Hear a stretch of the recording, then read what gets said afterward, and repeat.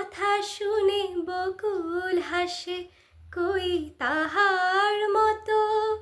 তুমি আমার কথা শুনে হাসো না তো।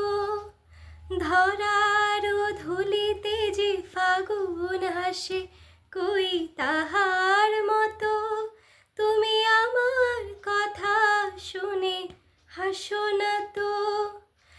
আকাশ পারে ওই অনেক দূরে, যেমন করে মেঘ যায় গড়ে, যেমন করে সে হাওয়ায় ভাসে, কই তাহার মতো।